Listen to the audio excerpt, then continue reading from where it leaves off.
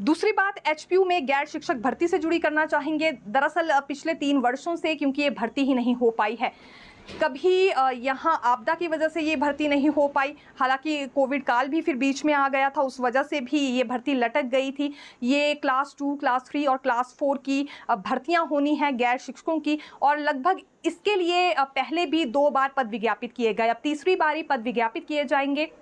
HPU के कुलपति की ओर से रजिस्ट्रार को आदेश जारी हो चुके हैं कि जल्दी इन पदों को भरा जाए, क्योंकि वहां पर आवश्यकता भी है। कार्यभार जो पुराने कर्मचारी हैं, यानी कि गैर शिक्षक कर्मचारी हैं पुराने, ऑलरेडी वहां पर तैनात हैं, उन पर काफ़ी ज़्यादा बढ़ रहा है अतिरिक्त कार्यभार, इसीलिए अब जल्दी ये पदों पर भर्ती होने वाली है। संख्या लगभग 274 के करीब है जिन पदों को भरने के निर्देश दिए गए हैं। इसमें सबसे अधिक क्लर्क के 54 पद हैं और जीओआईटी के 37 पद भरे जाने हैं। और जैसा कि हमने कहा कि ये बिल्कुल यहाँ बी, सी और डी श्रेणी के पदों को भरने की बात हो रही है, क्योंकि पिछले 3 वर्षों से ही ये प्रक्रिया लटकी हुई है और कारण इसमें यही दिए गए कि कभी प्रशासनिक कारणों की वजह से नहीं हो पाई, तो कभी कोविड महामारी की वजह से नहीं हो पाई, आपदा के चलते भी बीच में कई तरह की समस्या आई थी। लेकिन इस बार इस भर्ती को किसी प्रकार से पूरा करना है, इस तरह के आदेश रजिस्ट्रार को दे दिए गए हैं एचपीयू के कुलपति की ओर से।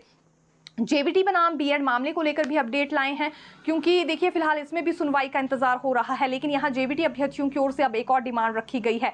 इनका ये कहना है कि जो वेटिंग पैनल है उससे बीएड को बाहर कर दिया जाए और उसके बाद बैच वाइज भर्ती का रिजल्ट घोषित किया जाए। ये मांग इन्होंने उठाई है। हालांकि अभी शिक्षा मंत्री रोहित ठाकुर ने यह स्पष्ट किया है कि सुप्रीम कोर्ट के फैसले के बाद अभी हाई कोर्ट के फैसले का इंतजार भी किया जाएगा, तभी शिक्षकों की भर्ती शुरू हो पाएगी, क्योंकि 6000 के करीब पद ये शिक्षा विभाग में भरे जाने हैं शिक्षकों के, और इसमें 2251 पद जेबीटी के भी भरे जाने हैं। इसलिए ये जेबीटी अभ्यर्थी और ज्यादा इंतजार में बने हुए हैं और इंतजार शिक्षा विभाग के अधिकारियों को भी है कि कब ये शिक्षकों की भर्ती शुरू कर पाएंगे। अधिकतर ऐसे स्कूल हैं जहां पर पद खाली चल रहे हैं। हालांकि संख्या तो अभी जेबीटी के खाली पदों की 4000 के करीब है, लेकिन जो स्वीकृति एक तरह से सरकार की ओर से दी गई थी कैबिनेट में, वो 2251 पदों को लेकर दी गई थी। लेकिन ये प्रक्रिया भी तभी शुरू हो पाएगी जब हाईकोर्ट का फैसला आएगा। पहले देखिए 11 सितंबर को ये केस लगाया गया था, अब अगली सुनवाई इसमें 18 सितंबर को होने वाली है और उसके बाद ही भर्ती प्रक्रिया भी शुरू होगी। इससे पहले जेबीटी अभ्यर्थियों की ओर से डिमांड ये रखी गई थी कि जो कंडीशनल नियुक्ति बीएड अभ्यर्थियों को दी गई है, अब उन्हें बाहर का रास्ता दिखाया जाए, क्योंकि वो नियुक्ति कंडीशनल थी। अब सुप्रीम कोर्ट से जब जेबीटी अभ्यर्थियों के पक्ष में डिसीजन आ चुका है तो सरकार को इसमें थोड़ी तेज गति लानी चाहिए। लेकिन जैसा कि हमने कहा, फिलहाल सरकार में अधिकारियों का भी और शिक्षा मंत्री का भी यही कहना है कि अभी फिलहाल वो हाईकोर्ट के फैसले का इंतजार कर रहे हैं। इस बीच बीएड की ओर से भी ये कोशिश की जा रही है कि किसी तरह से वो अपनी नौकरी को बचा सके। तो आने वाले समय में क्या कुछ होता है ये हम देखेंगे। और बड़ी बात ये है कि देखिए वेटिंग पैनल से भी अब बाहर का रास्ता बीएड को दिखाया जाए, ये मांग भी यहाँ जेबीटी अभ्यर्थियों की ओर से रख दी गई है। इनकी संख्या क्योंकि 40,000 से ज्यादा है, ऐसे में इन्हें भी नौकरी की आवश्यकता है और जो अभी स्कूलों में पद खाली चल रहे हैं वहां बच्चों को भी आवश्यकता है ताकि जल्दी जेबीटीज मिल सके, तो उनकी पढ़ाई भी प्रभावित नहीं होगी। इस तरह की दलीलें इनकी ओर से दी जा रही है। हालांकि सुप्रीम कोर्ट से तो इनके पक्ष में डिसीजन आ ही चुका है, अब लाजमी सी बात है कि हाई कोर्ट को लेकर भी इसी तरह की संभावना बनी हुई है। लेकिन प्रक्रिया कब तक शुरू हो पाती है जेबीटी भर्ती को लेकर ये देखना होगा, क्योंकि जेबीटी भर्ती के साथ साथ ही अन्य शिक्षकों के पद भी यहाँ भरे जाएंगे, क्योंकि जिस वक्त ये 6000 के करीब वैकेंसी निकाली गई थी या स्वीकृति एक तरह से इन पदों को भरने पर मिली थी सरकार की ओर से, तो जेबीटी के साथ साथ इसमें अन्य कैटेगरी भी हैं शिक्षक की जिनके पद भरे जाने हैं। पहले क्योंकि इंतजार ये भी हो रहा था कि हमीरपुर कर्मचारी चयन आयोग भंग कर दिया गया है, जब तक आयोग दोबारा बहाल नहीं होता है प्रक्रिया शुरू नहीं की जा सकती है। लेकिन अभी देखिए पिछले कल ही यहाँ डिसीजन अब सामने आ गया है कि राज्य चयन आयोग के नाम से ही अब दोबारा से एक एजेंसी गठित होने वाली है। किस प्रकार से होगी बारीकी से हमने पिछले कल आपको बुलेटिन में ये जानकारी दी थी। देखिए पेंडिंग रिजल्ट पर भी अपडेट देना चाहेंगे, क्योंकि सीएम सुखविंदर सिंह सुक्खू से आज हमने सवाल किया था कि जो भर्तियां अभी तक पूरी नहीं हो पाई हैं या फिर रिजल्ट घोषित नहीं हो पाया है, इसमें और कितना ज़्यादा समय लग जाएगा। तो मुख्यमंत्री का कहना था कि आदेश दिए गए हैं, इसमें तेज़ गति लाई जाए, थोड़ा सा संयम रखना होगा उन युवाओं को जो इस वक्त नौकरी का इंतजार कर रहे हैं। हालांकि अब यहाँ ये सवाल ही नहीं उठता है कि सब्र इन युवाओं की ओर से रखा जाए, क्योंकि 18 सितंबर के लिए इनकी ओर से चेतावनी दे दी गई है।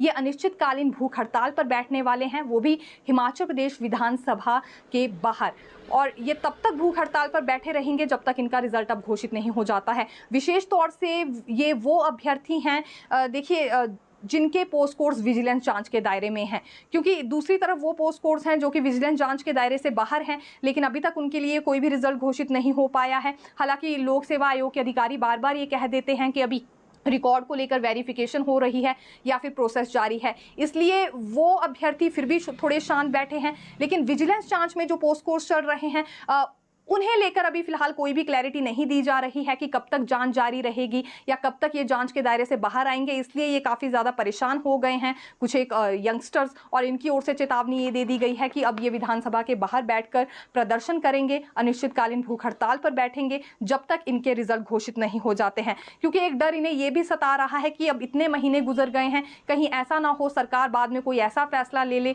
जो कि ये सह ना पाए। क्योंकि बीच में देखिए चर्चाएं ये भी हो रही थी कि यदि मान लीजिए एक बड़ा ग्रुप किसी पोस्ट कोड में सामने आता है जहां पेपर लीक हुआ होगा तो रद्द करने की संभावना भी बन सकती है। हालांकि डिसीजन अभी तक ऐसा कोई नहीं हुआ है, लेकिन चर्चाएं ऐसी काफ़ी तेज हो रही थी।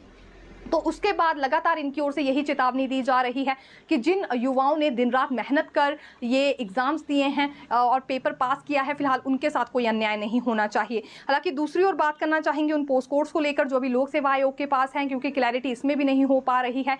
लगभग यहाँ देखिए कई दिन बीत गए हैं लेकिन रिजल्ट इनका भी घोषित नहीं हुआ है। दूसरी ओर लोक सेवा आयोग की ओर से सरकार से अनुमति मांगी गई थी कि नए 6 पोस्ट कोड्स को लेकर पद विज्ञापित किए जाए, लेकिन वो अनुमति भी अभी तक सरकार ने नहीं दी है।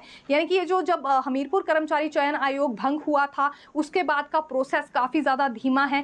महज यहाँ पर चुनिंदा ऐसे पोस्ट कोड्स हैं जिनका रिजल्ट घोषित किया गया, उसके बाद सभी पोस्ट कोड्स में ये रिजल्ट पेंडिंग रह रहा है और काफी ज्यादा इंतजार बेरोजगार युवाओं को करना पड़ रहा है। विजिलेंस जांच बिल्कुल जारी है, लेकिन यहाँ क्लीन चिट भी महज 2 से 3 पोस्ट कोड्स में ही दी गई, उसके बाद रिजल्ट तो उनमें भी घोषित नहीं हुआ। तो ऐसे में अब खुद को ठगा सा महसूस कर रहे हैं वो बेरोजगार युवा जो कि नौकरी के इंतजार में बने हुए हैं।